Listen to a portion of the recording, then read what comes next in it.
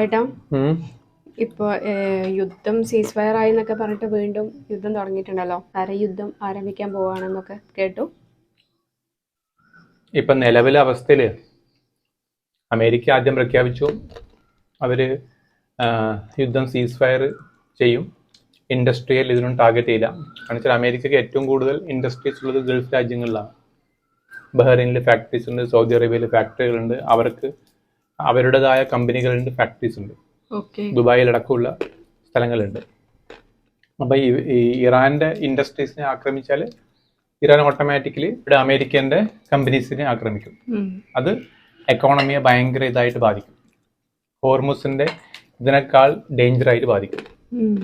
അപ്പം അത് ഇറാൻ മനസ്സിലാക്കി. അപ്പം അമേരിക്ക പിൻവലിക്കുമെന്ന് പറഞ്ഞതോടുകൂടി തന്നെ അവർ ആക്രമിക്കാൻ തുടങ്ങി. ഇസ്രായേലിന്റെയും അമേരിക്കയുടെ LA രാജ്യങ്ങളായ ഗൾഫ് രാജ്യങ്ങളുടെ ഇൻഡസ്ട്രീസിനെ ആക്രമിക്കേണ്ട പദ്ധതി ഇറാൻ തുടങ്ങി. അതിൽ പിന്നെയാണ് അമേരിക്ക പറഞ്ഞത് നമ്മളിനി അത് സഹിക്കില്ല, നമ്മൾ ഇനി ഗ്രൗണ്ടിലേക്ക് ഫോഴ്സസിനെ ഇറക്കുന്നു. അപ്പൊ ഗ്രൗണ്ടിലേക്ക് അമേരിക്കക്ക് ഫോഴ്സസിനെ ഇറക്കാൻ ഭയങ്കര വിഷമമാണ്. എന്ന് വെച്ചാൽ അവിടുത്തെ ടെറൈൻസ് ഇവർക്ക് അറിയത്തില്ല, ലാൻഡ്സ്കേപ്പ് അമേരിക്കൻ ഫോഴ്സസിന് അറിയത്തില്ല. അപ്പൊ അമേരിക്കൻ ഫോഴ്സസ് എന്താ ചെയ്യാന്ന് വെച്ചാൽ അവിടെയുള്ള ബലൂച്ച് ആർമി ഉണ്ട്, ബലൂച്ച് ലിബറേഷൻ ഫോഴ്സ് ഉണ്ട്, അതുപോലെ തന്നെ കുർദിഷ് ഫോഴ്സസ് ഉണ്ട്. അതൊക്കെ ഇറാനിൽ നിന്ന് സ്വന്തമായി രാജ്യം വേണമെന്ന് പറയുന്ന ഫോഴ്സസ് ആണ്.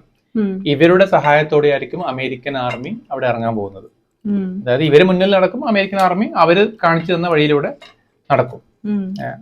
ഇപ്പം അടുത്ത ഡേഞ്ചറസ് ഇസ്രായേൽ പറഞ്ഞിട്ടുണ്ട് അവർ പാകിസ്ഥാനെയും ആക്രമിക്കാൻ സാധ്യതയുണ്ട്. അതിന്റെ പ്രധാന കാരണം എന്ന് വെച്ചാൽ ഇറാന്റെ പതനത്തോടുകൂടി അമേരിക്കൻ സഹായമുള്ള ന്യൂക്ലിയർ ബേസുള്ള രാജ്യമായി പാകിസ്ഥാൻ മാറും.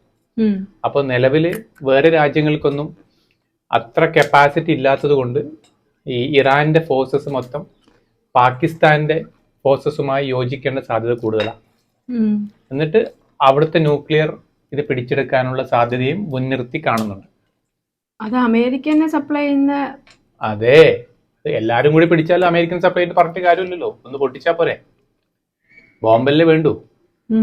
അതിനുള്ള സാധ്യത കാണുന്നുണ്ട്. അതുകൊണ്ടാണ് ഇങ്ങനെ ഇപ്പോഴത്തെ ജിയോ പൊളിറ്റിക്കൽ അവസ്ഥയിൽ വളരെ സങ്കീർണമാണ്. കാരണം വെച്ചാൽ അമേരിക്കൻ ഫോഴ്സസ് ഇറങ്ങും ഈ കുർദിഷ് ബലൂച്ച് ആർമിയുടെ സഹായത്തോടെ, എന്നിട്ട് ഇറാന്റെ പ്രാന്തപ്രദേശങ്ങളിൽ നടക്കും. അപ്പം അങ്ങനെ നടന്നാൽ യുദ്ധം കുറെ കാലം കൂടി നീണ്ടു നിൽക്കാനാണ് സാധ്യത.